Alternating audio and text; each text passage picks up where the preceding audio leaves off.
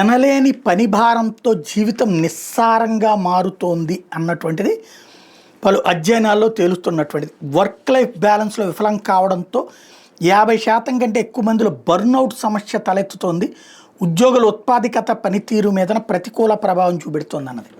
ఇక్కడ పని భారాన్ని భరించడానికి సిద్ధంగా ఉన్నప్పటికీ అసలు సమస్య కుటుంబ భారం. కుటుంబాన్ని పోషించాలంటే పని చేయాలి. కుటుంబం మీదన ఎక్కువ సమయం కేటాయించలేకపోతున్నారు ఇక్కడ పని చేసేటటువంటి సందర్భం.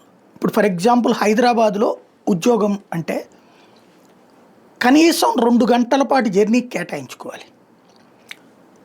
హైటెక్ సిటీ దగ్గర ఉద్యోగం చేసేటటువంటి వాళ్ళు ఇల్లు ఆ ఏరియాలో తీసుకుంటే 40,000 30-40,000 అవుతుంది. అప్పుడు 2 లక్షల జీతం వస్తే అక్కడ ఉండగలుగుతారు.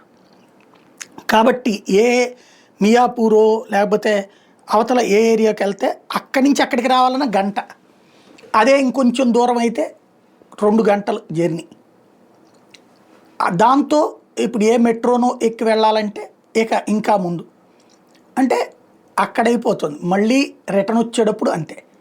ఇక అసలు ఫ్యామిలీకి స్పెండ్ చేసే సమయం ఎక్కడ ఉంటుంది? పోనీ అలా కాదని ఉద్యోగం మానేస్తే ఫుడ్ ఎవరు పెడతారు?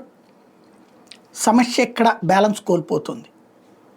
సాఫ్ట్వేర్ కంపెనీలు లేకపోతే ఐటీ కంపెనీలు ఎవరైతే పెడుతున్నారో, ఎవరికైతే మనం అనుమతిస్తున్నామో వాళ్ళు ఎన్ని ఉద్యోగాలు ఇవ్వాలనుకుంటున్నారో అన్నీ అక్కడ అవసరమైతే స్థలం 20 ఎకరాలు ఇద్దాం అనుకున్నది 40 ఎకరాలు ఇద్దాం, శుభ్రంగా అందులోనే ఈ క్వార్టర్స్ కూడా కట్టమని చెప్పండి.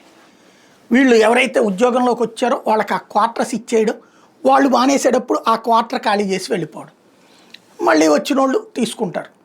ఆ విధంగా పనివారం తగ్గుతుంది. ఆ పక్కనే ఆఫీస్ కాబట్టి గొడవ ఉండదు, టెన్షన్ ఉండదు, రిలాక్స్డ్గా చేసుకోవచ్చు. ఇది 1000 రెట్లు బెటర్. భవిష్యత్తులో అది ఆలోచిస్తే ఉత్తమం.